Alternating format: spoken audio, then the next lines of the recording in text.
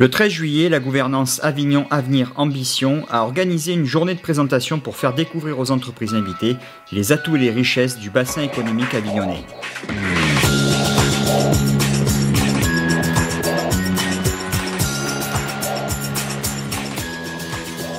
Jean-Marc Roubaud lance cette journée avec le premier thème consacré à la ville de demain.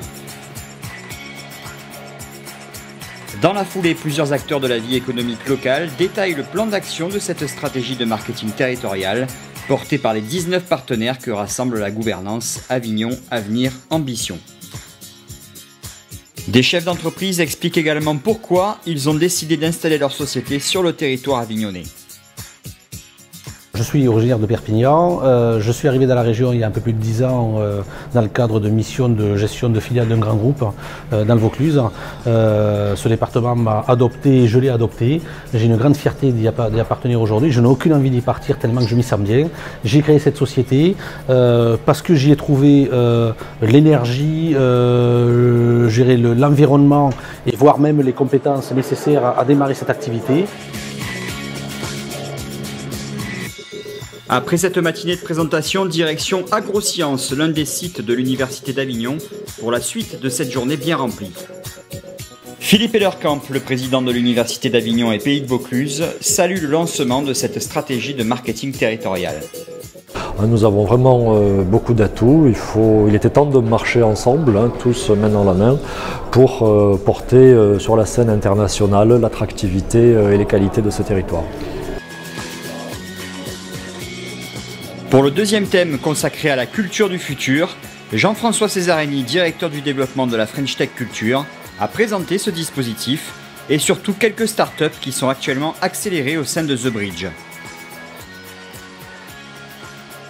Dans la foulée, d'autres acteurs économiques locaux détaillent leurs activités et leurs choix d'implantation sur Avignon.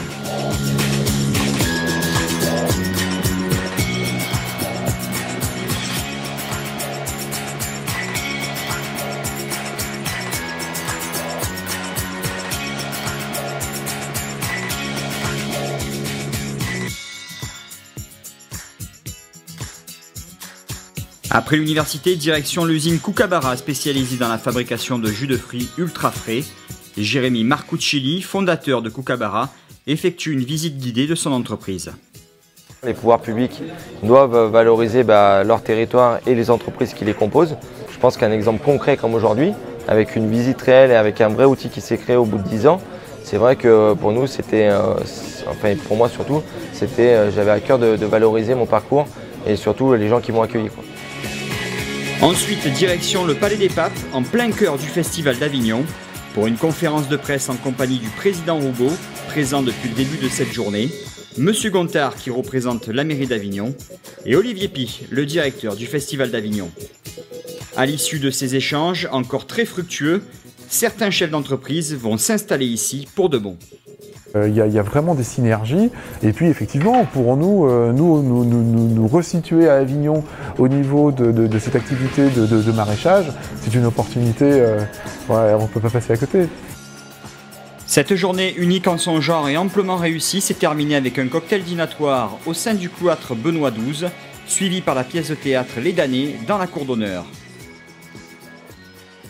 Un véritable sans faute salué par le président Roubaud.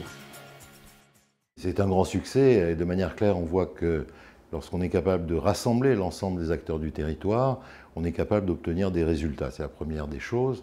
La deuxième des choses, c'est qu'on est tous convaincus que notre territoire a des atouts, mais qu'on n'avait pas pris la peine, entre guillemets, de le faire savoir à l'extérieur. Et j'ai vu des chefs d'entreprise venant de la France entière qui étaient enthousiastes à l'idée de ce qu'ils ont vu. Donc cette journée a été une véritable réussite et je suis persuadé qu'on aura des retombées concrètes très rapidement.